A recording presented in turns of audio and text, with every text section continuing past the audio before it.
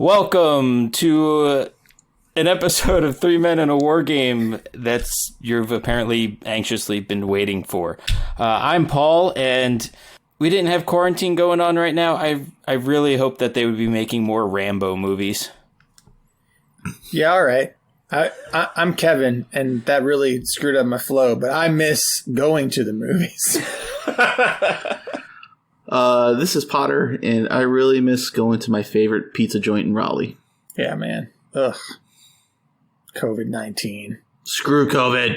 Die in a fire. All right, Potter, what are we talking about tonight? That is my job, isn't it? Tonight, on this episode, we are talking about two-player starter sets.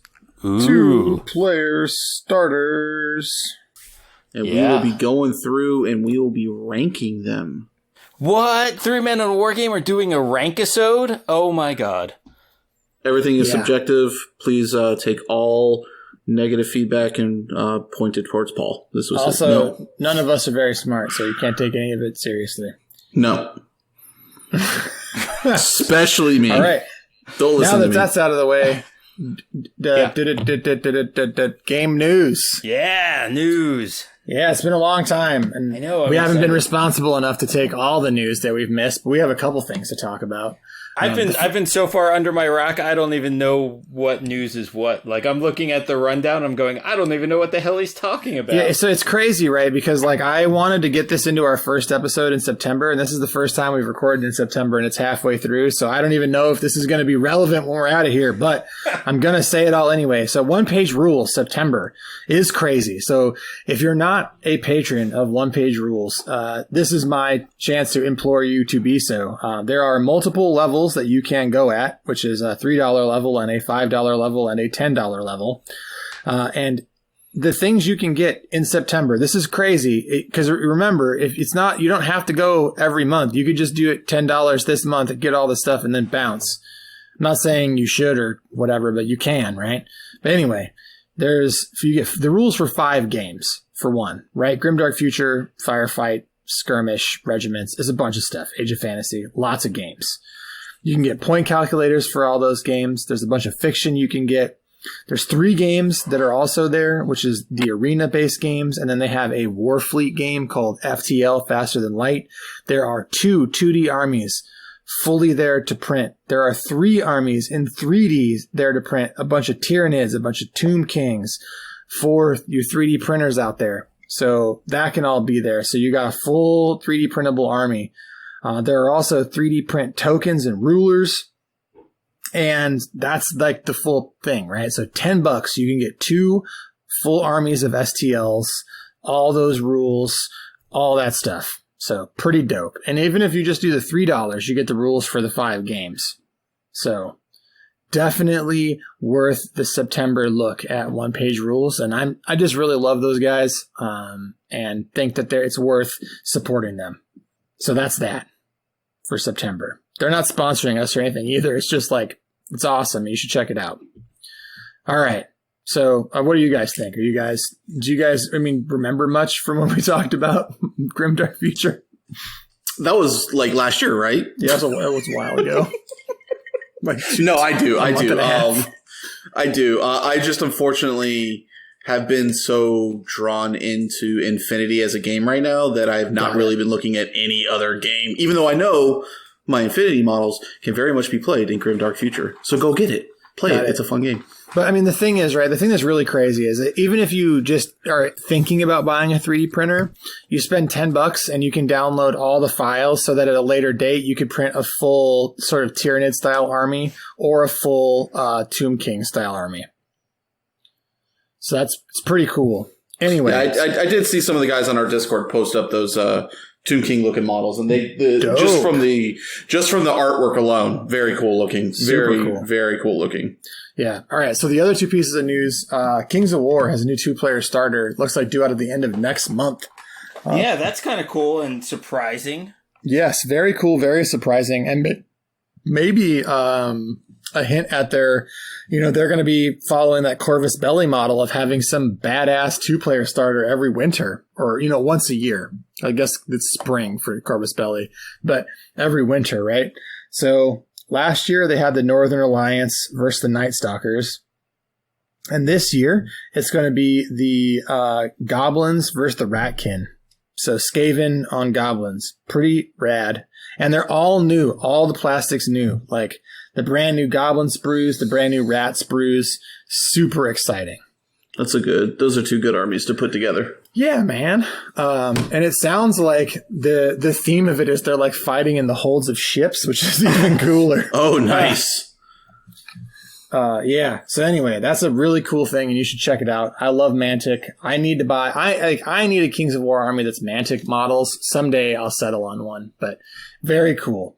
And the third thing I want to talk about is from Blackside Studios. If you are a terrain fanatic like me, you already know that name. They make some of the best pre-painted MDF terrain in the game. Like honestly, so good. And for the price, incredible. And again, pre-painted. And they are coming out with their own rule set now. And so the rule set is called Don't Look Back.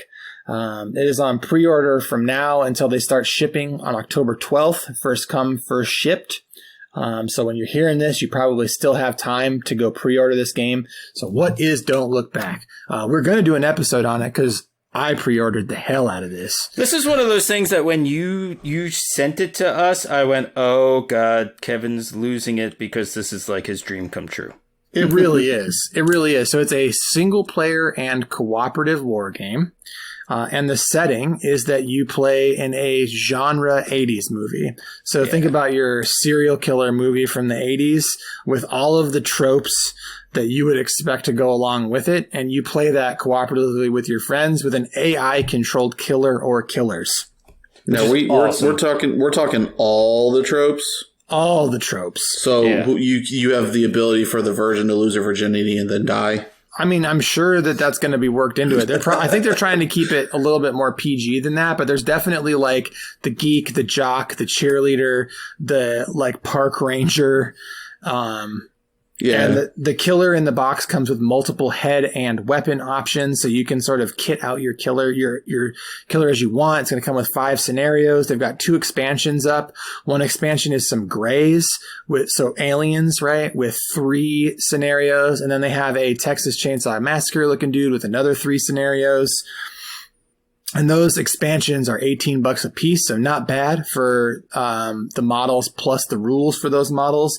I've watched both the playthroughs, and the different scenarios actually have quite different sorts of special rules. So that it's basically one of those games where there's a core system that's pretty simple, and then they bolt on a bunch of rules for each scenario and make each scenario a little more complex. Mm-hmm. That's pretty cool. Yep. It's a D20 action resolution system. Yeah. Lots of fun stuff like, lights flickering on and off, people tripping when they're trying to do stuff. Just very, very, very cool. You can lose either by fear or by actually getting hacked to death. So, and they emphasize that. So like the terrain where you have your killer that's like Jason or Michael Myers avatar, that guy's coming after you with a knife trying to kill you, right? But there's also The Ring style mission where you have like ghouls coming out of a well, and those ones are trying to scare you to death rather than actually physically murder you. That's pretty cool. Yes. I like that. Really interesting. And basically, this is a multiplayer starter that comes with all the terrain that you're going to need. So it comes with a big, scary, Evil Dead style cabin, and a bunch of scatter, and then your dice and a bunch of laser cut wood tokens. Plus the miniatures, and guys, the miniatures come in a foam padded VHS box. Yeah, which is awesome. I think that's my favorite thing about it. So, Don't Look Back by Blackside Studios. Highly recommend go checking it out. Seems really good. Really, really good. Especially if you're like me, hungry for a cooperative or solo war game. Or like you just love horror films. I do. I was about to say, I was like, yeah, you like movies. the horror movies. Love horror movies. Yep. So I'm very excited about the future of that game. Yeah, that's a pretty cool one. That's definitely going to be one, at least that's going to be fun to watch and see what they do with it. Because there's not enough cooperative and solo miniature stuff out there. So I There- think that's no, what there it is. there's not. And the thing is it heavily integrates with their terrain, and they have like a ton of terrain. Like they have terrains that look like the inside of spaceships, so they could do like an alien style one where they give you a crew of a ship and an alien and some like interior terrain. There's just like so many possibilities for ways they could go. Or, Jason X. Yeah, there you go. They've got some suburbs, so you could do like a Hellraiser or Dawn of the Dead style one. Oh, that's cool. Nice. Yeah, Yeah, that's going to be interesting. I mean, I'm not a big horror guy. I mean, most of my knowledge of horror tropes comes from like the Scream movies. So sure. Jokes obviously- on the tropes. Right, exactly. So, I'm not big into that area, but like I can see where it's coming from. And again, like you said, not a lot of cooperative games out there. So that's really interesting to see. And I hope it the best. And those that like it, I hope you guys enjoy it. And Yeah, I'm super stoked. And the fact that I'm going to be able to get it and paint it before Halloween, oh man, I'm excited. oh, nice. That's a quick turnaround. Mm-hmm. Because they just announced that this week, didn't They they? did. You think yesterday or the day before? Yeah. Right. I was like, we had it on the Discord pretty quick. Yeah. Oh, it was like we like there were 3 of us freaking out about it as they were showing it. Yeah. So Yeah, because you said October 12th, right? Is when it's Yeah. shipping? yeah. Mm-hmm. That's really quick. It's all in production right now. Yep. That's no awesome. Kickstarter, just pre-order it and they'll start sending boxes out. That's awesome. So yeah. So that's game news. Well, I think there was one other I know that came up that we saw on Discord. It's not very miniatures related, but I think it's what a lot of us got us into some miniature games. Hero Quest is coming back. Oh shit. Yeah, Hero Quest. Well, we expect Hero Quest is coming back. Well, we know that the Hero Quest IP. We don't know if Yeah. how true it's going to be to the original Games Workshop board game. Yep. But it's Hasbro that's taken it over, so which is going to be interesting. Well, I mean, it was Milton Bradley and Games Workshop to start. Milton Correct. Bradley is now Hasbro. So, Right. I mean, it's the lineage like follows straight through the ownership. So I don't think there's an ownership thing. And maybe there's some, I don't know, right? Because the miniatures were originally Games Workshop miniatures. That was what they brought. So Right. who knows? So we'll see. I mean, I hope it keeps the dungeon exploration, old school, trifold dungeon keeper map kind of thing, in there. So it was one of my first loves of miniatures, without knowing that it was my love of miniatures, because I really enjoyed playing that board game when I was I think I was in elementary school when I played it. So yeah, same. I never played it. I wish I hadn't sold it, man. I would have played it with you. Oh, that would have been cool. Well, we'll have to check out the new one. All right. Well, let's go. Let's go main topic. We've been. I know we had a lot of news, but let's go on to the main topic. Mm-hmm. So 2-player boxes. Why don't you tell us, Kevin, how we're going to approach this? Yeah, so we're going to talk about 2-player starters and a couple 1-player starters too, or a few 1-player starters. So we're going to keep this to boxes that one of us has to own or have talked about it with enough people to have authority about the boxes. So this isn't going to be an industry-wide holistic, we're breaking down every 2-player box that's ever been made. It's stuff we own, stuff we know, and we're going to break those down. We're going to talk about what makes a starter box good before we start, and we're going to hit on those topics as we talk about each of these boxes, and then we're going to rank them. We're going to rank them S as the highest, and then A through F as good to worse, right? So A is the best, and then A, B, C, D, E, F, etc. Perfect. All right. It's a rankisode, guys. It's a rankisode. Well, I mean, I want to talk more. I mean, I think the ranking is just the fun side effect of the fact that we're going to be talking about these boxes and what they bring and why they're good, right? Heck yeah. Yep. So let's talk about our criteria. Now, I don't think we're going to hit on each of these criteria for every game because we'd be here all damn night. But these are the things that the types of things we're going to talk about. We're going to talk about the quality of rules inclusion, because everybody knows they've opened a 2-player starter that didn't have a full rule book in it. Yeah. So that sucks. Yep.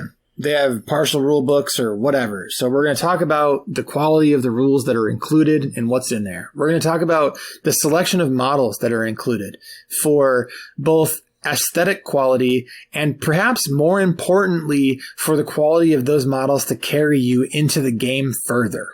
So when you buy the starter set, are you likely to use those models as you continue growing into the game? We're going to talk about terrain. Is there terrain? Is the terrain good? Does it suck? Terrain is a thing. A lot of good starters come with it, so we're going to talk about it. Also, 2-player starters generally come with learning scenarios. So we'll talk about the presence or absence of learning scenarios in the 2-player boxes, as well as whether or not those scenarios are boring and shouldn't have been included, or if they're pretty good. And then the last thing we'll talk about is the Christmas morning test. So this is really easy to determine if a thing passes. Basically, the Christmas morning test, if you aren't familiar, is can you take this thing out, unwrap it, and be playing it with your kids in 15 to 20 minutes. So you unwrap it, give yourself a little read of the rules as they are, and start playing. So that generally means the terrain and models, if included, are assembled. And there are clear intro scenarios that allow you to learn while you're playing. Sound good? Perfect. Sounds good. I'm good. Cool. I'm on board. Let's do this thing. That's what we're going to do. So let's talk about our first game, guys. And the first game we're going to come out. This feels kind of bad, but I think this is an important place for us to start, and that's Guild Ball. The reason it feels bad, if you're not familiar, is because, SFG just euthanized this game.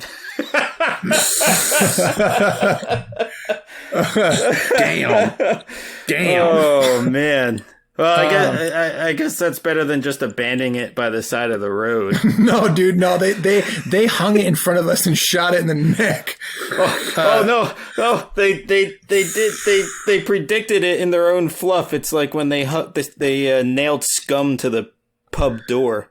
Oh, yeah, God, yeah, basically. That's what they did. Except for nailing Scum to the door was a good thing. It's like there's plenty of Eric Andre shooting the blindfolded guy memes you can say about it. But anyway, it's important to bring up because when we talk about 2-player starters and we talk about the industry that we live in currently right now in 2020, it's very different for 2-player starters. And a lot of the reason it's different is because of Guild Ball. Okay. So whether or not you've played Guild Ball or have ever bought the Kickoff starter, the Kickoff starter has been highly influential ever since it came out. There was almost nothing like it before it came out, and everything is like it now. Uh-huh.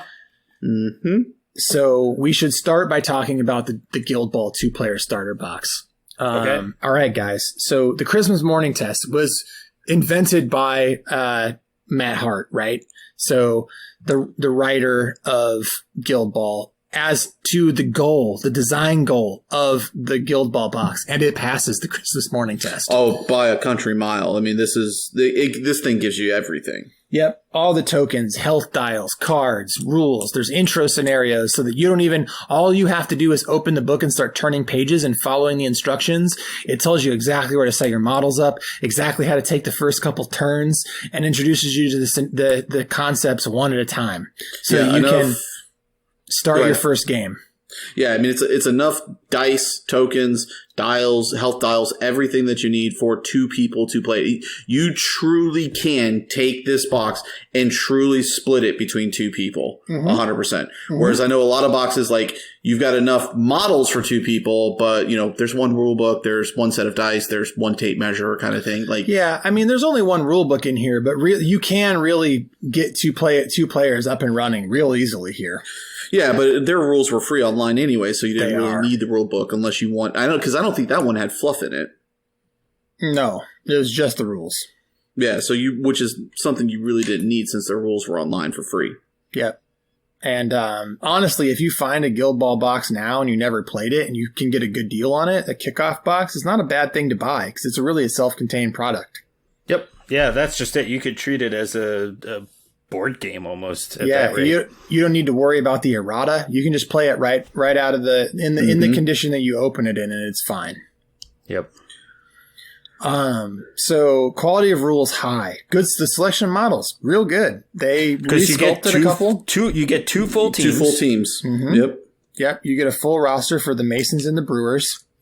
And they were full pretty much almost the entire teams with, maybe missing 2 or 3 models for the teams as they were when that box set came out. Well, I think when the box came out, they each had 12. So it was half the models at the time. But even if that's not true, it doesn't matter, right? Because all you need for a roster is 6. You need 5 players or 6 players, 1 captain, and 1 mascot, basically, right? And then 4 squaddies. And each of the 6 has that. So, and honestly, if you were to buy those, if you go and you look at the resin teams that are available as the game is being sort of like sunsetted, the models that you get are 2 of the boxes you can buy in resin. So, right.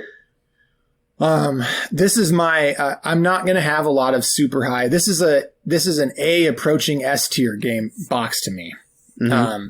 I would say I would put it in the A tier for me, for Kevin, and not S, only because it was their first attempt at the plastics and the details are a little soft on some of the models. Mm-hmm. But the models are fine. And also there isn't any terrain to speak of. It's sort of like 2D cardboardy stuff rather than 3D terrain. So I got to take a couple marks off for that. Well, but, I mean, that was popular in Guild Ball at the time. So most of the terrain back then was 2D terrain. Yeah, for sure. But I still, for me, this is a strong A for me. Gotcha. Okay. You guys have anything you want to say about Guild Ball? I mean, I think that set was probably one of the best 2-player starter sets that I ever saw. I never bought it, but the only thing that stops me from putting it into an S tier is the model quality. They were not very good. It felt very board game-ish quality. Fine is how I would describe them.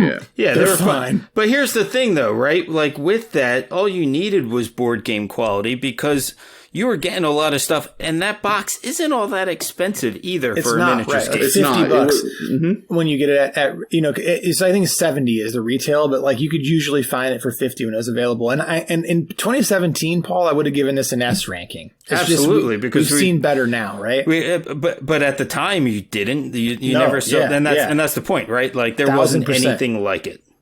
I mean, but I still say that it's aged well with being, with us saying, hey, A tier for this thing. I think that the box itself has aged very well. Strong A. Yep. For me. I agree. All right. So AAA for Guild Ball. We are in agreement. Yep. All right. So let's we're gonna now dip into the boring stuff. The Trio Dig Games Workshop. All right. So let's start with we have to have a basis of comparison. So let's talk about Warhammer 40K. And it's hard to talk about Warhammer 40K starters because they come out in triplicates right now. Right. So 8th edition and 9th edition both had 3 sets. They had like their $50 set, their $70 set, and then the $150 set. So let's talk about the big bad nasty, the $150. So your current one, that's the one that comes with a decent size board to play on. It comes with a bunch of plastic terrain, some Necrons, a couple of the Spider Bros, the Space Marines, the bikes, a couple nice guys. It's $150. It comes with a slimmed down version of the rule book. It's the rules itself with no fluff. But it is what it is. So where do you guys want to start this discussion on 40K, talking about the $150 current offering box?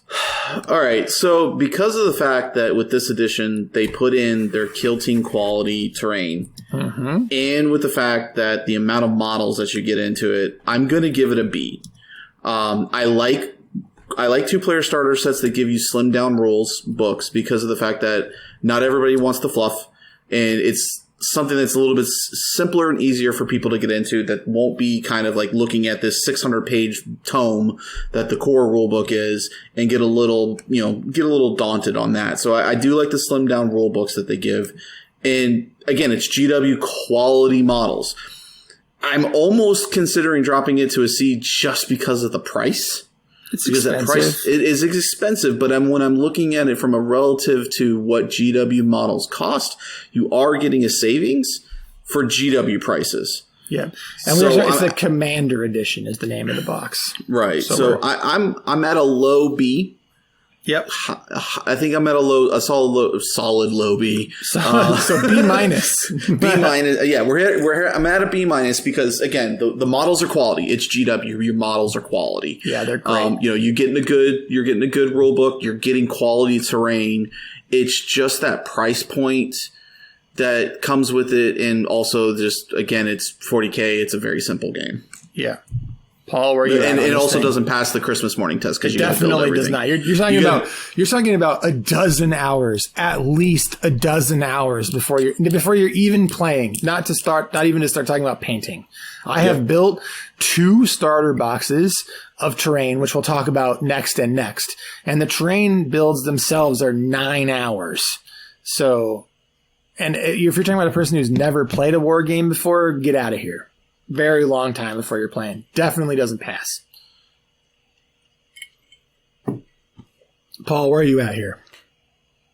So I think it's nice that you get the terrain. Mm-hmm. Here's my thing, and this has kind of been going across lots of stuff wargame wise, is I've discovered I don't like putting out huge chunks of money in one go when it comes to wargaming anymore. So I have a hard time swallowing the price point.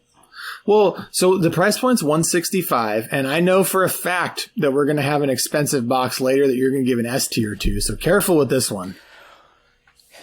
As the justification. However, no. It's not even like necessarily I can justify it because it's what I get. I think price relative. What I'm saying is that I've developed an aversion to putting out the mass, the huge chunks of money, like regardless of what it is, like if I'm buying something for a miniatures game and it's like over $50, I'm going, how much would I even really need that?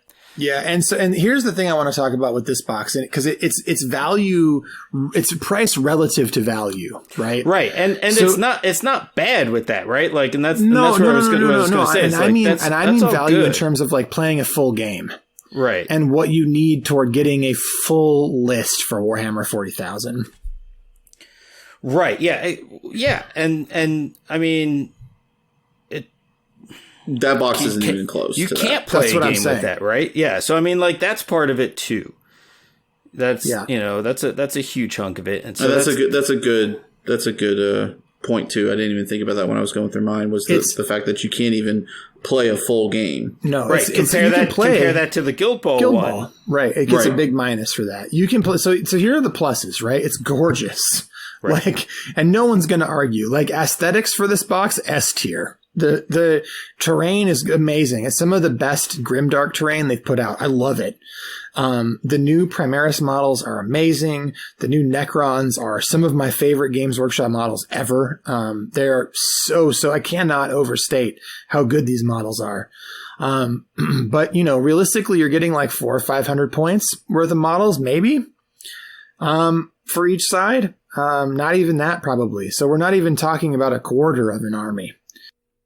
Right, and that's the challenge with making it a 2-player starter set for a game like that, right? Yeah, it is. And it's a little unfair maybe even because of the size of the game itself. But, we have to look at it, I guess, and judge it on its merits. And it is playable, but the thing is, like, once you get past that, it's a huge investment to really sink into 40K. It is, and the thing is, like saying what you just said, Charles, about the fact that it's unfair to judge GW on that because of their point size of their games. Their 1-player starters that they do aren't even enough models for you to play an entire army. No. Whereas almost every other game on our list here, it is. Mm-hmm. I think I'm down to a C. I think you guys have talked me down to a C. All right. I am also a C minus. I think for this one, if it was just aesthetics, I would rank it much higher. Just so models in the box S, but the cohesive product itself, I'm just not on board. C. Yeah, because even when I did look at it in the store, I wasn't like, ooh, look at all the cool stuff. I think the Indominus box was, more Indominus cohesive in some ways. Indominus box is a strong B. And that's not even a 2-player starter. It's just for the models that you get. It's incredible value. Mm-hmm. Yep. I agree with that one. I bought it. I bought it too. I bought it and I sold the Space Marines, but Yeah. Sounds familiar but opposite. So where are you at on Warhammer, Paul? C? D? Let's go C minus. No, yeah, let's go D. We're gonna go with D. a D. That's fair. Everyone needs to be a curmudgeon somewhere. Yeah, All right, so let's talk about... it's no better than my grade I got in geometry in 10th grade. There you go. All right, Kill Team. And we'll try and speed through these. I don't want to labor over these ones. Yeah, Kill Team starters are good. Yeah, I'm giving Kill Team a B without going into too much detail. It's better than what you get with the Warhammer, new 40K stuff in terms of rules, tokens, dice, terrain. Yeah. So it's good. a B. Great. Everything's playable right out of the box, except for the army size forces, which is why I'm going to give it a B minus. I'm at a C plus B minus, and I think I'm going to lean B minus because the forces aren't legal out of the box, and they make you spend $150, and you have to buy something goddamn else to play a legal game. And some of that something goddamn else you have to buy. It's a $35 dude. But it could also be multiple boxes, right? Because you might buy a box that has 10 of one thing that you need one of for Kill Team. It's so frustrating the way they release Kill Team. Anyway, yeah, I like the starters. I think like as a starting place for a game, they're not bad. So I'm going to give it a B. Agreed. Yeah, I think they actually do a better job on the price point wise than the 40K one. Like I feel like you get. It feels a like lot more of terrain for complete game. Yeah, and you feel like you get a lot more terrain for your dollar in that one. Mm-hmm. So I think that sits better for me overall because I guess I'm kind of the price guy on this one.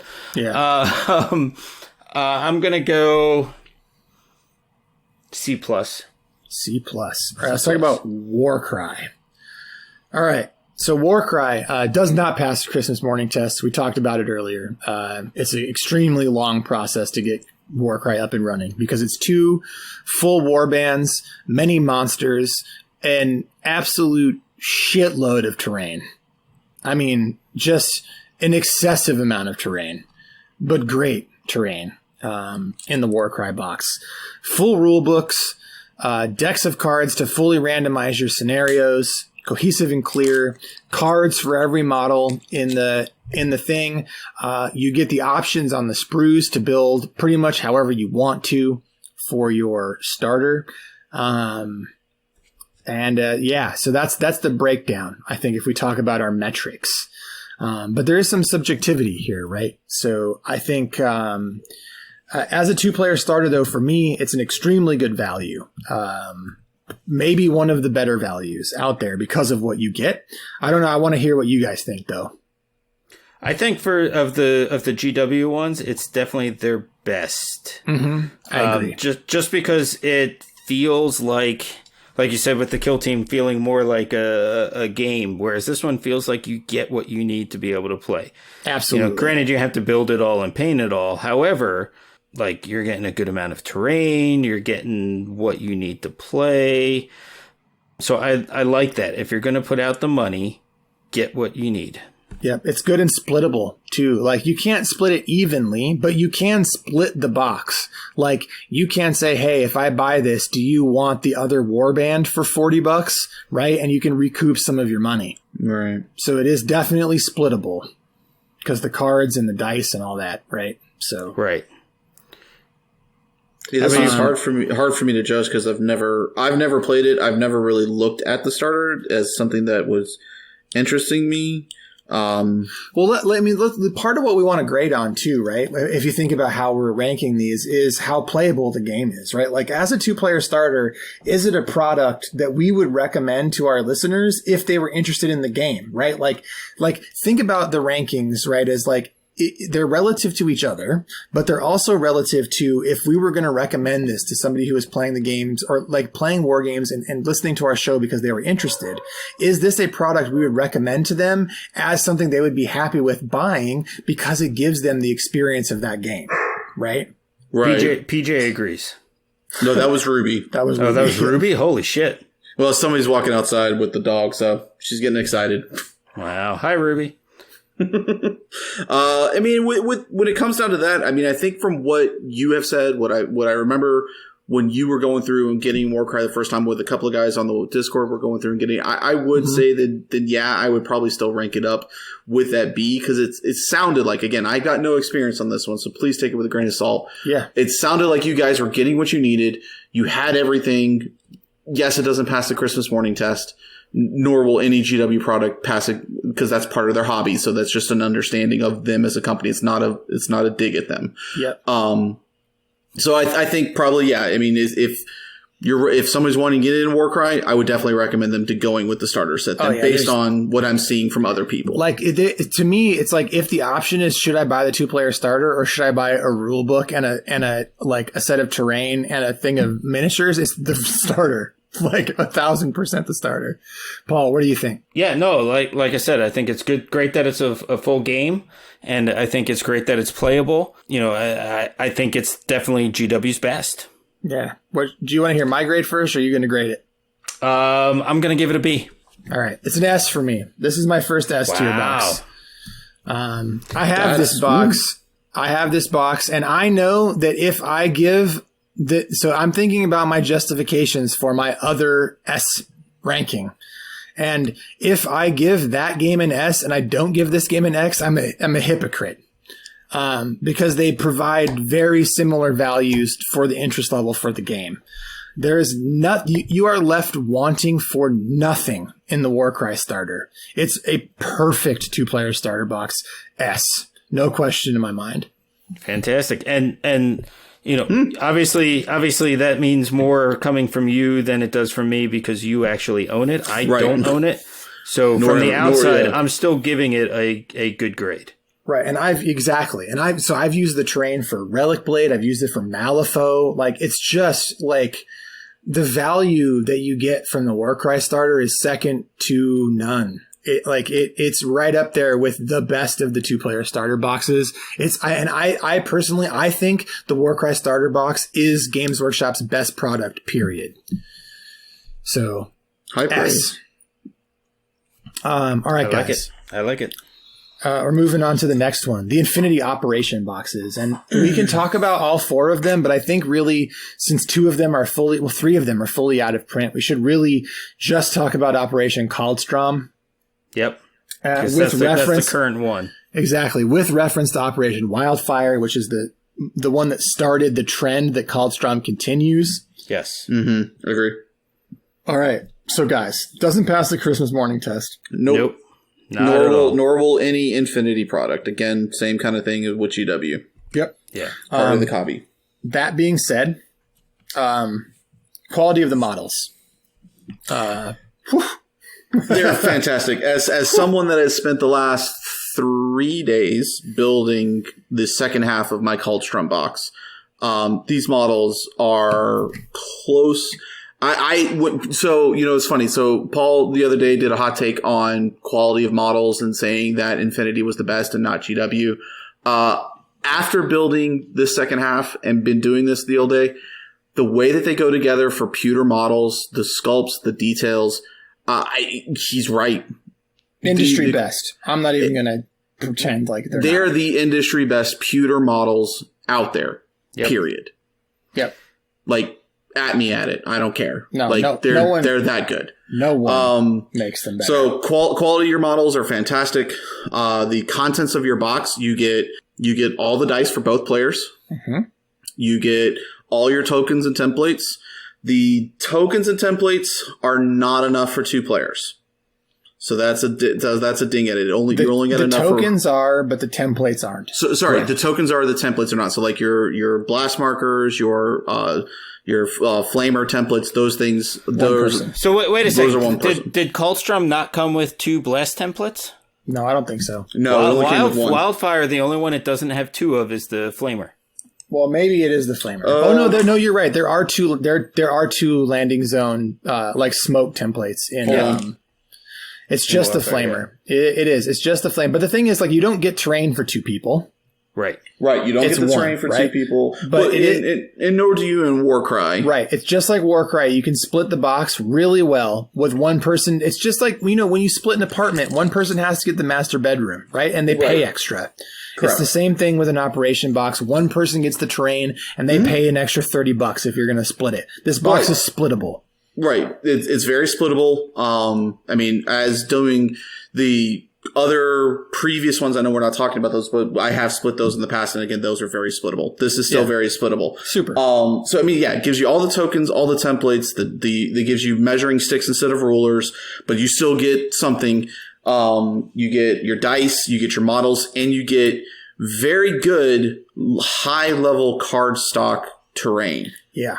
So the important thing to say is that it's very good terrain for Infinity. It is like very aware of what Infinity needs, and the terrain is good for playing Infinity.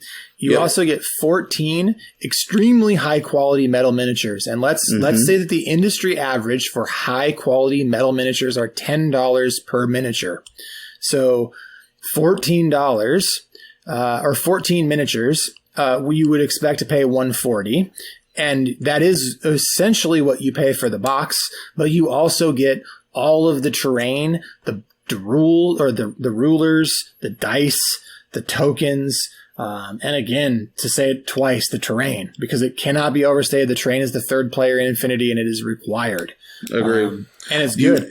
You also get pre-set up scenarios that are designed specifically to teach you the game, to scale and teach you the game. You start up very small and you scale. It comes with a playmat. Yes, it's a paper playmat, but you get at least something that gives you an idea of the table size. Yep. And a lot of companies are doing that. I know War Machine's newer core boxes come with those playmats as well too. So that's starting to become an industry. For me going on this, man, this is my first S tier. I've absolutely loved the quality of this. It's definitely been my best experience of a 2-player starter set in my hobbying career. Hell yeah. So Paul, do you have anything to add? No, the only thing I would add, and to make it a fairly perfect box, would be as if you got 10 models from each faction, but obviously that would put it too pricey. Mm-hmm. But that's like the only thing it's missing, right? Is to get to that 300 point, and they do release another box usually a month or two after the 2-player box comes out to fill in that gap. Yeah, correct. Right. And that's not too much of a pricey box. $40. Yeah, it's like another $40, right? So I mean, overall, it's putting you about the same price as the GW one. The only difference is that you've got a full army list out of it. You do have a full 300 point list. Yeah. So, for Code 1, because we were talking about it right frames of Code 1, the ways that you play Code 1 are at 15, 25, or 30 points. You get a 15 point box or 15 point army out of the box itself, and a 30 point list when you buy the second box. No, you can get more than 15 out of the 7. But you can't it all depends on the weapon 25 though, right? Yeah. Okay. But you can get 15. So it's 15 with the core box, and then the 25 and 30 as you step into the Beyond box. Yep. So so that's my only thing, is that it is not lacking the full game experience like Guild Ball, but for the same price of the GW one, once you add that Beyond, you are fully in. Yeah. And that goes pretty close to the standard Infinity in addition to the Code 1. Yep. Right, so you're in 2 games at that point. Yep. So where's your subjective rating here, Paul? I got to give it the S because it does everything so well. Yeah, it's right up there with the Guild Ball one. Pricier, but just as good. I'm going to agree S. It's subjective though, right? Because like there's some things it doesn't give you, like Warcry, it doesn't give you the full game, right? You're not playing on a 4x4, you're playing on the smaller board. But the thing is that this game gives you the Infinity experience in the box. Like it does its job of selling you Infinity, how to play Infinity, what Infinity is about models wise. And the play experience is phenomenal, right? Yeah, and I'm not 100% sold on, at least the ones in Wildfire, the starter missions. I don't think they're the best. Right. But Code 1 but is it free. works. Right. And that's just it. Now we're dealing with Code 1. Yeah, the Code 1 rules are free. They are referenced in the box, and you can go and download the Code 1 rules. Right. So you can immediately graduate from playing the intro scenarios to playing full Code 1. Yep. Right, which is not and that'll give you a pretty good jump off point, right? But right, and I want to say, like, when we talk about these starters, we are talking about Code 1, right? Like, this is a way to get into Code 1, which is a way to get into Infinity. Right. So Agree. as a stepping stone into Infinity, they have created a perfect product. Yep. Yes. Yep. S tier. Agreement. S tier. Yep. Solid agreements across the board. Yep. Okay. It's a triple sploosh. Yes, it is. We've talked about it many times. We love this game. We love this box. All right. Carnival. All right, this one's all you, Chaps. Because I don't have the experience with it. I'm going to talk about it. So this box, you guys, oh boy, this is another one of those boxes. When you see the price for the Carnival box, I think I paid $70 for the Carnival starter. The Carnival starter comes with 2 full army lists. So straight up, well, that's not right. And one of our patrons is going to get at me. They're not full. They're close to full army lists. But for the scenarios that you would learn the game in, they're fine. Think of it like Code 1 in terms of what you get, right? I think it's 100 ducats or ducats or whatever, and 125 is a full game. So very close. It's like 7 models per side, basically. Plus you get a resin gondola. They're all single-piece miniatures. So all you have to do is take the miniatures out. If you want, you can just take them out and pop them into the bases because they're slotted bases, and you can just pop them in, and you can be playing. Now, if you want to paint them, you got to clean them up, right, because they're resin.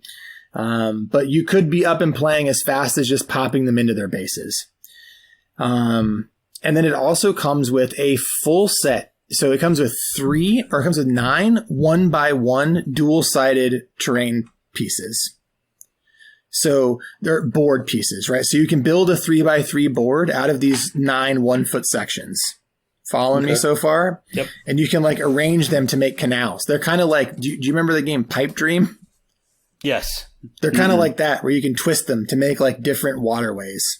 And then it also comes with, I don't know, like 15 or 16 buildings. It's a shitload of buildings, just a bunch. It doesn't come with much in the way of scatter, but that's okay. I have a bunch of scatter. A lot of people have scatter terrain, but what we want to talk about this as an inclusive product, right? So just a bunch of boxes, because this game has a lot of verticality. So it's got a lot of buildings that are made out of cardboard, and not heavy, more like the old Infinity boxes. It's like lighter weight stuff, but the models aren't metal, right? They're resin. So they fit really well. So again, $70. You get the full rule book. No bullshit rule book. It is the full big rule book, all the fluff, all the scenarios, all the rules. And you get the 2 big forces, all the cards, all the dice, some really nice acrylic tokens. And again, everything you need to play. It's very hard to fault this box on anything. If we're talking about 2-player starter boxes that come with everything you could possibly need, they have everything. So if this is going to be like I'm only going to have the 3S rankings, and this is my 3rd. And this is coming from someone who's never played Carnival. I am the person who owns the box. I painted all the minis so that I could start playing games, and then COVID hit. Stupid COVID. I know. I originally had painted half of it to play in a game at Gen Con, and then that got canceled. So I got really depressed, and I put the models away, and then I brought them back out to paint them, to play them with my Malifaux friends, and then COVID hit. Dude. But the models are phenomenal for single piece resin. Again, it comes with everything you need to make multiple street setups. And it comes with all the buildings you need to experience the verticality of the game and the dice. And it's just, I can't fault it for anything. So I don't know how you guys will rank it, right? Because all you will have done is seen it, right, and have my backing.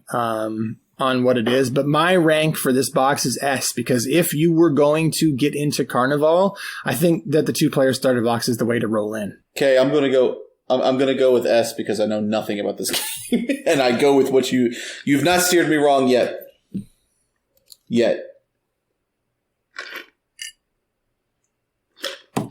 Paul, Yeah, I can't speak for it. I don't know enough about it. All I know is that people that play Carnival speak very highly of it. So I can't imagine that their 2-player wouldn't be really good. A or S is appropriate, I think. Okay, but I'll take an AS. AS. All right. Yeah. So Paul's a soft A, soft S. Paul made an ass out of us. Yes. Yeah. That's fair, and because you guys haven't played it. Yeah. Right. Yeah. All right, guys. So let's move on to the next one in our list. That's Bushido. The Bushido 3rd edition, aka Risen Sun. I think Risen Sun, doesn't matter, whatever. 3rd edition Bushido starter set. So this starter set comes with 6 single-piece metal minis. It comes with the tokens for everything you could want for a player to play. It comes with the cards that you need to play. That's all. What I can say, it's like $45. So price is very much right. Right. But it doesn't come with a lot. If you were going to be getting into Bushido, you still need to find yourself your 2x2 service. You need some terrain. You need some measuring tools. You need you need 2 colors of D6s. Right, each player needs 2 colors. No, it's not a bag in this one. In this game, it's when you attack, you roll attack and defense simultaneously from a pool. That's right. Yep. Mm-hmm. And then you choose how many attack and how many defense, and you have to differentiate them by color. Right. It comes, so the models are beautiful. I'll say that the 3rd edition models are beautiful. It also comes with a small format full rule book, which gives it big pluses in my book. Right. Big pluses for me for that specifically. But again, no terrain, a lot of stuff missing. But again, I think if we're comparing these, we have to compare them relatively. And the thing about this box set is it's $50. Yeah, and that's a nice thing. Like that's a great price point to be in, even if it's not everything. Right, and it's still a good price point. The cool thing about Bushido, right, is that this 2-player starter set hits that impulse buy real fast, and it gives you a really good way to toe into 2 factions. And also, they very cleverly chose the Ken and Ryu factions, if you will, right? They're like the 2 factions that have the most options and most play styles and easiest ways to expand into. And they give you models that allow you to go basically however you want in the faction. Right. Yeah, I think Bushido's been one that we've talked about enough, and I've also looked into enough that I at least can probably make it. I'm gonna probably give this one a C. Mm-hmm. There's no dice that come in the book. There's no terrain. Mm-hmm. It still doesn't pass the Christmas mornings thing. I want to go C+ because of the price point. Actually, yeah. With it being such a good price point for 2 players, I think this is something that's going to be very simple and easy to split. This box is super. The only thing that's not split, I mean, you could split the rule book, but with a chainsaw, right? Right. But everything else is the cards fully belong to one player or the other, and so do the minis. Yeah, so I think because of the price point and the ease of splitting this is going to jump it to a C+. It's just lacking a lot of the things that a lot of the other sets that we've talked about so far that I've had to rank it higher. Yeah, I was going to say C+ until you mentioned the splitting thing, and the splitting thing actually takes me into a B- because the thing that the splitting thing does with this box is it makes the impulse even better. That means that if this is sitting on the shelf at your FLGS, you're looking at your buddy on War Game Night, and you're like, you got $25? How do you feel about trying Bushido next week? You know what I mean? It's such an easy yes.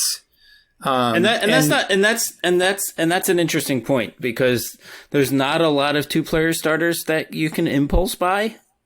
Right. Agreed. So, I mean, there's definitely something to be said for that, which also means it's filling a different role than the other starters.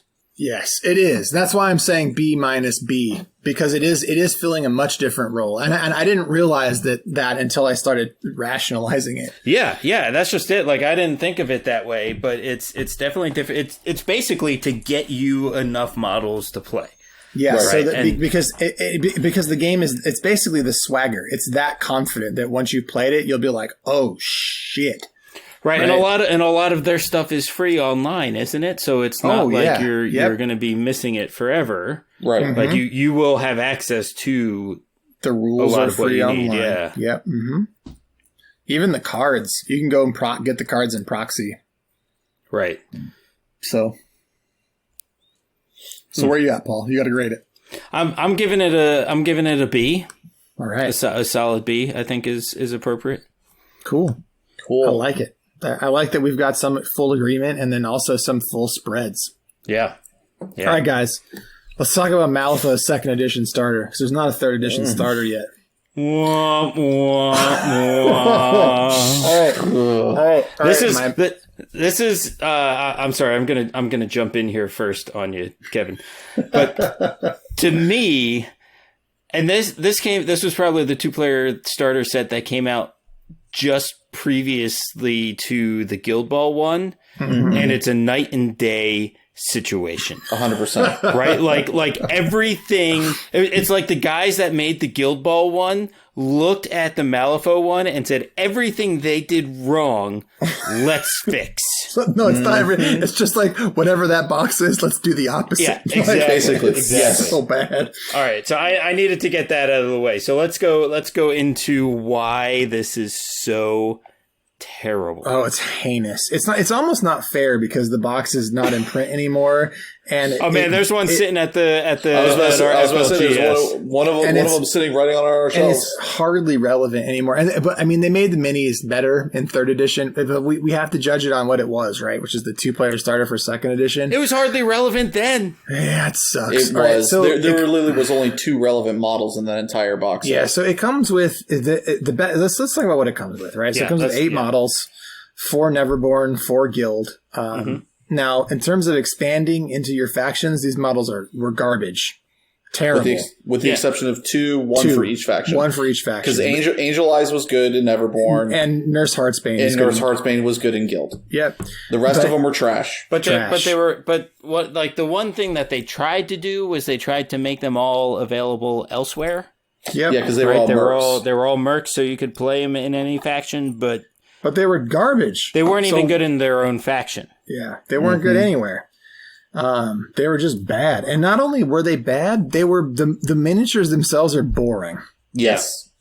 I actually made since the rules for these models came out before the box sets came out, I actually went and got the other side RPG character, or not the other side, the Malifaux. The Through the Breach, thank you. Through the Breach character building kits, the female one, and made my own Angel Eyes. And that's the model I continue to use even after the official model came out because she was so boring. Ugh. So they're bad. Yeah, they're very bad. Yes. It's hard to overstate how bad these models are. So this didn't come with full Malifaux rules, I don't think. I think it came with just like a tiny little leaflet that had some not very fun missions, if I'm being perfectly honest. Here's the thing I was just thinking about them. They weren't very fun, but they actually taught you Malifaux pretty well. It's one of the like weird dichotomies of this set is that they were terrible and you wouldn't want to sit through them, but you could learn Malifaux quite well through them. Yeah, but like, would you want to continue playing? Right? Oh hell no! I wouldn't want to subject anyone to that. See, and that's not good. Like teaching you the game if you're not having fun is not good because Malifaux is incredibly fun. It is. So this is a garbage starter for a diamond game. Yeah, because not only were the models not very well sculpted, the tape measures that they gave you inside of them broke after the first or second time you used them. I'm going to come out on this, guys. The only reason I'm not giving this an F is because I still use the Fate decks to teach people Malifaux. See, even the Fate decks were bad because I used the Nevermore ones and they started ripping on me. They do. I had to sleeve mine. But the thing about them is they're very informative. Like, all of the cards have little bips and blurbs for new players. So if new players are looking in their hand, they can see little like relevant pieces of information, and they're very easy to read for a new player. And the only thing keeping this starter set from an F is those Fate decks. Yeah, I think I'm giving mine a D-. And the only thing that's keeping it is because they do provide you the materials to play Malifaux. Technically. You get janky. That's why it says a D-. It showed. I feel, but it's not a C, right? Because it's not trying hard enough to get a C. It's just barely showing. Agree. And because of the fact that it actually has 2 models that are at least worthwhile. The fact that you get everything and it's got 2 worthwhile models that you can potentially use, that's why it's not an F. It's a D-, but you're technically passing. Got it. Paul. Oh man, this kid might as well have not showed up to class all year, as far as I'm concerned. Boy, dude, you got an absent. Sounds like an F. Yeah, dude, this is straight up an F. There's nothing that can redeem this. Even, I mean, that box wasn't even fun to open up. Yeah, but what I want to say is that it was so bad. The caveat is that we love this game, right? So this is just a bad product released for a good game. Yeah. Yep. Yeah, I can't say that it enough. happens, right? Like that absolutely can happen. I mean, because this came out when this was Paul and I's top game. Yep. And we continued playing after this game. I bought the set because I split it. Right. But yeah. Yep. All right, so let's move along. Song of Ice and Fire, specifically the 2-player starter, Lannister versus Stark. Christmas morning test in spades. 100%. It passes it. It's got all the terrain, all the dice, all the miniatures. It's like pre-built miniatures on their bases. Don't even have to slot them in. They're done. You pull them out and you're playing. Them out, put them on the things and you're playing. The rule book itself is like 19 pages. It's short.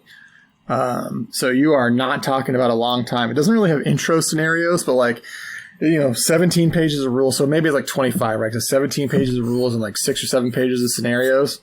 Yep. But you can get up and kicking. It's organized so you can go through your steps and be playing a game. That's correct. Yeah, you could read it out loud to another person and be very confident to play the game. Mm-hmm. Right. And Simon has fully made this game 100% downloadable for everything. Rules, stats, everything is 100% downloadable. So even going in and splitting this, so your partner, not your buddy, not getting the rule book, they're not left out. They've pull up their phone, boom, there's all the rules for them. Their app for this game is fantastic, and it really helps as well, too. Yep, it's great. The terrain's 2D, but all the terrain for this game is 2D. And frankly, once you play it, this is one of those games where I don't usually excuse 2D terrain. I don't always like it, but it works very well for this game. I think this game is a game that you always want to play with 2D terrain just because of the way that the game is played. Yeah, and the way line of sight works and stuff. It's just better all around to use 2D terrain. And the game looks fine because the miniatures are dope, and there's a ton of them. So correct. Now, the miniatures in the 2-player starter are a little soft compared to what they've released recently. But they've gotten better. That's what I'm saying. They're soft compared to now. This is an A for me. A tier for Song of Ice and Fire 2-player starter. The reason it's not an S is that they aren't competitive army lists. That being said, you can very easily augment with 1 or 2 unit boxes for $30 a piece and get pretty decent lists. So, but again, the A tier justification being that it doesn't necessarily have a game mat. It doesn't necessarily have how to teach you to play the game rules, and it doesn't necessarily have the best quality miniatures in the range. So A from me. Man, I was so 100% going S until you said that last bit. You can still go S. It can be an S for you. No, it is. I'm going to go A+. All right. Only because of what you said with the fact that it does not give you the learn to play rules. Yeah. It's just the core missions that are in the core rulebook, which are fantastic missions. Mm-hmm. So there's nothing wrong with them. But because of the fact it does not have a learn to play, and I do think that there is a level of... But I mean, if we treat an A as a product we would always recommend to somebody as they're starting out the game. Like if you like Starks and Lannisters, or you have a buddy and you want to split Starks and Lannisters, this is the way to go. It's 100%. Just a solid product. It is a very good one. Yeah, and again, I think the only thing stopping me from going S is because there's no learn to play. Got it. Paul. I know there's no learn to play, and I know there's no game mat, but I just feel like there's too much good stuff in there to not give it S tier. All right, S tier. Boom. I got it because again, here's the thing. Looking at the comparing it back to the Infinity one and comparing it back to the Warhammer one, we're all sitting again in that like 150 price range. Yep. But everything you're getting for it, you're playing 2 people a full game, right? Yeah. Like the only thing you need on top of that to be, at the standard points is like a $20 box. Yep. So you're getting a whole lot for it, and I mean the amount of those peripherals you're getting, right, with your 2D terrain, with your dice and your tokens and 80 some odd miniatures. Yeah, it's a lot. It's a lot of miniatures. A lot of stuff. Yeah. And I just can't see with how well organized the rulebook is. I don't think you need starter scenarios. I think it would only detract from it if you had a starter scenario, because the game is so easy to learn that just following the steps to start a game and how to play the game, all you need. I don't think it's lacking for that. It's very hard for me to argue with you for this specific reason, is that I played a game with my buddy Aaron, and we played just out of the starter set, like straight out of the starter box, and we finished the game, and Aaron looked straight at me and he was like, we're re-racking, right? Like it was like we finished the game and it was like not even a question that we were going to play a second game. Right. And I think that's part of what it is that there's so much to it, and it looks good once you get it out there. Like really the only thing it's missing is the 4x4 mat. And which would make it another $80, right? So right, but even if you look at the mats from the other games, they're still kind of meh, and you're not going to use them beyond the Christmas morning test. Realistically, that's true. Agreed. Outside of Guild Ball, that's very true. And Guild Ball and Kill Team, or not Kill Team, well, Kill Team Kill Team, Warcry, and Guild Ball all have like exactly what you would use. But for the other cases, you're 1,000% correct. Yeah. Yeah, so I don't feel like it's suffering for not having those things. Okay, fair enough. I don't think that you're wrong. I think S is perfectly fair, and the only reason I'm holding my S we'll talk about later. Okay, for this starter. All right, so Wild West Exodus is our last 2-player starter that we're going to talk about because I think we've all owned it in some way, shape, or form. Yep. Mm-hmm. So I'm going to come out, just for the sake of time. I want to give this game its due, but for the sake of time, I'm going to come right out with my rating and then justify it. So the Wild West Exodus starter for me is a C, and I want to talk about it the same way that we talked about the Bushido starter, because that's the closest comparison. It's cheaper.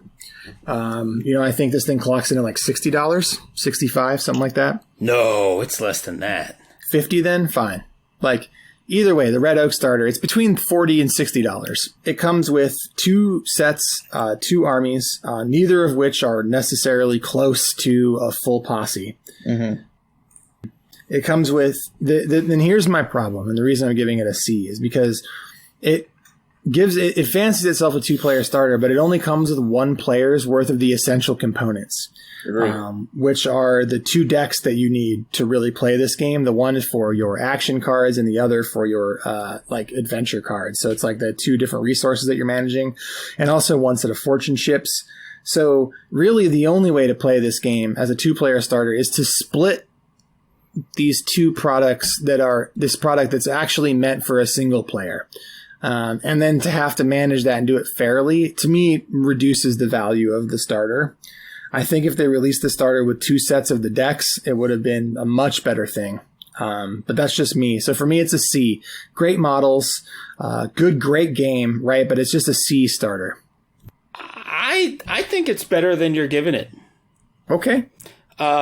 So here's the thing, and I'm trying to lock down the exact price because I always felt like it was a fairly low price for what you get. It is comparable to Bushido. So, right, and here's the thing, comparatively, if you're not into either of the factions that the guys are officially with, right? Mm-hmm. What is it? The Earps and the Outlaws, the James gang. Jesse James. Yeah, Jesse James, right? They're usable regardless of what other faction you want to play.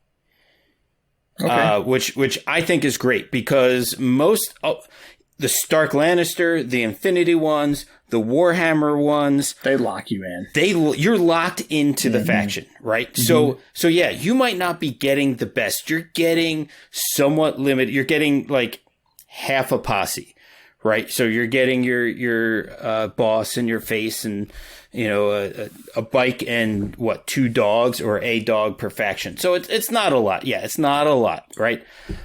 But if you're like, I want to get this to start, regardless of where you go, those models are usable. But here's the deal, Paul. If I was going to say to a buddy, let's try playing Wild West Exodus. Yep. You can generally get Wild West Exodus starters for $35, $45 for a posse starter, and a Gubbins box is $20. So for me, the argument is: do we split the red oak box, or do we just each buy a posse and a Gubbins box? Right, and that is the weakness, is that it is cheap enough for a 2-player thing that you can get a 1-player thing for the same-ish price. The same price. Yeah. Right. So. And get exactly what you want. So that's the downside to it, right? Because the Gubbins, and if you get the whatever posse box came out first, although I think they're not doing that anymore. I think they're separating out the Gubbins boxes. They are separate. That's right. On. So now it's like build your own starter. You buy a posse box and a Gubbins box. Yeah, exactly. So they're that'll be a separate buy-in, right? But which is fine. That's fine.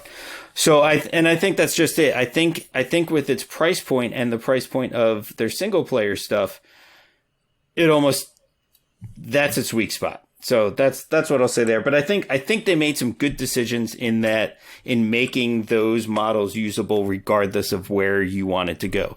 And just as another point, that Red Oak box is no longer available. Mm-hmm. So either they've decided that it's not worth it, or they're going to do a different one. Yeah. So, and I'm not sure right now what that's going to be. Maybe it'll be something related to Lost World Exodus, and that'll be your way into the game for now. Sure. So what would you call this one? What am I going to call this one? I'm giving it a B. All right. So because I feel like I think it almost better fits as a 1-player starter with a way to show the game to a friend as opposed to a true 2-player starter. But I think some of the decisions they made with it were smart. All right, Chris. I mean, if Paul doesn't like your rating, he's really not going to like my rating. I'm giving it a D. Hey, why 4? For a lot of what you said, I just think that to me it doesn't deserve a C rank. I think it deserves a D rank. The big thing that sold me on this game once I was able to get it under grasp was the 2 different deck systems. And the fact that you don't have that, and you only have one of those decks, and there's not an equitable way of splitting it, and nor would you want to split it, because when you start expanding and growing your armies, it's not a good way to do it. You want those full action decks and everything. So again, a lot of it was also the tokens are only enough for one person. And again, I played Outlaws, so I bought it purely for the Jesse James model. I bought it purely for the bike. But for me, it just wasn't enough for me to get higher. And I'm almost willing to put it at an F because it's not on sale anymore. All right. Well, I mean, as a product, I think all of us have a fair reasoning in ranking. Yeah, I just can't help it that you guys are wrong. That's fair. There it is. I mean, hey, fine. look, it took an hour for one of us to say that, okay? I think all my answers are right, but that's okay. So that's it for our 2-player starters. And I wanted to do a couple honorable mentions for 1-player starters, because there are some excellent 1-player starters out there. And some of them are very much related to what we talked about already. Yeah. Yeah. So let's talk about we're going to talk about 4, and we'll try and make these faster. I'm the only one who's going to have real input on this first one, and I just want to bring it up, and that's Riot Quest. And it's hard to talk about Riot Quest because it's actually more of a board game than it is a miniatures game, but it is a privateer press game, comes with miniatures. But I think what you're getting for the 1-player starter for $50 you get 5 of like the highest quality metal miniatures. We're talking about like right up there, like with Privateer's best in terms of like characterfulness and just like, I don't know, the vibe of Riot Quest is very strong. But also you get high quality cards, high quality tokens, very good dice, chunky, really, really like, dice that are just nice to roll. Mm-hmm. It's the Monpok dice. Yeah. So, which are wonderful. I was just thinking that. I was just thinking about Monpok and how good that game is. Anyway, yeah, they're great. So the 1-player starter for Riot Quest, I just want to give a solid B, so people know if you're out there and you're thinking about playing Riot Quest, it is a sure gamble to pay $50 to try this game out. Like if 2 people try it, even the mirror match is fun of a starter box versus starter box. So while you're doing that, can I toss a B out for the Monpok one as an honorary mention as well? Yeah, so let's just call this Riot Quest / Monpok. Yeah, as single player privateer starters, because I would also give the Defenders Monpok box a B. Yeah, because I mean, comes with the mat that you need, comes with 8 apartment buildings, comes with the dice, comes with the monster, and comes with 5 of the little guys you can use. And with the way the game functions, you can play a game with that. Yeah. Yep. So I think it's definitely a B. And that one's $50, which is great. Well, it's reasonable because the big miniature that you get is huge. Yeah. Yeah. And they're, $25-$30 depending on what it is. And they're both great. Both of those starter box minis are great. Yeah. So Chris, where are you at on the Monpok? Are you going to abstain or do you have a vote? I think I'm going to abstain for this one. I don't like the Monpok aesthetic does not excite me at all. So I know nothing about Monpok, and I really have honestly looked at nothing into Riot Quest outside. I think it's fair. I think it's outside fair of the models. The models look great. Yeah, that's fair. I offered it to you because I think it's probably the right thing to do. Yeah, no, I appreciate it. I appreciate it. All right, so we're going to talk about Marvel Crisis Protocol, single player starter box. I think a lot of people don't think of it that way, and you should. Yeah, it is definitely a single player starter box. Yes, a single player starter box. But the nice thing about it is that unlike Riot Quest, which if you play Riot Quest with another person, you both buy single players, you must play a mirror match. If 2 people buy Crisis Protocol starters, you 100% don't have to play mirror matches. For me, this is another S tier box. I'm going to actually have a couple more S tier boxes here. The Marvel Crisis Protocol box, for what you get for the money, impeccable. Cards, dice, tokens, terrain, miniatures, everything you need to play a game. Man, in the box. It is a deal and a half. It box. is. It's fantastic. And if anyone tells you otherwise, they're straight lying, or they don't know what they're talking about. Straight up. Right. If anybody tells you this box isn't one of the best starter boxes in miniatures gaming, they straight up have no idea what they're talking about. They're just being salty about something somewhere and just don't like, and Will Pagani or something. The person who's talking doesn't even like this game that much. That's right. And I still think this is one of the best deals in miniatures gaming. Yep. Like 100%. Right. Rankings. S. A+. A plus. See, look at that. Like I said, I think it's one of the best things, but my lower rank is on principle. The game is holding you down. It's on principle. On principle, I can't get it an S. Good Lord. No, it's fine. I know. But he just hates who I choose to be. That starter, though, man. The Marvel Crisis Pro starter. All right, and so now we're going to talk about Ice and Fire single-player starters. S. Every one of them S. Absolutely. Every one of us S. Yep. Yeah, because this does not suffer from what the 2-player was, because these are not designed to teach you the game. These are designed to get you into a faction, and these are 100% dice, templates, tokens, everything, rules, terrain. The rule book and terrain are themed to the faction. Correct. Get the fuck out of here. And there are scenarios themed to the factions. Like the Night's Watch scenarios are so much fun to play. So much fun to play. It's everything I said about the 2-player starter, but half the price. Exactly. Yes. And again, it has a full ass list. Like you can straight up play these games. It's just I bought my Baratheons. When you played right out of the box, and because I bought them, you got them for me at Adepticon Gen Con and shipped them to me, which was 6 months before they ever hit retail. And I was playing full size games with that army. Boom. Yeah, Ice and Fire boxes. I think you popped it open the day after you got it, and we were playing. I did. I popped it open, put paint on them. So I will say that for me, this is the S plus box.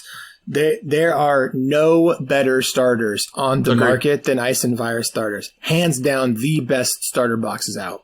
Yep, I agree with that. All right, and the Infinity single-player starter sets. So there are multiple armies that come with 300-point army boxes. Now, I don't know if all the 300-point army boxes come with terrain, dice, and tokens. And I think some of them do and some of them don't. Yeah, I think the US Ariadne one came with the Spiral Core has terrain, dice, all that stuff. The 300-point one I bought back in the day for combined Onyx did not. Yeah, and the Invincible Army one that I just bought does not come with the terrain as well. But I also know that combined army one was super inexpensive. But I don't even think it was $70. Yeah, for me, these are going to get an A. Yep.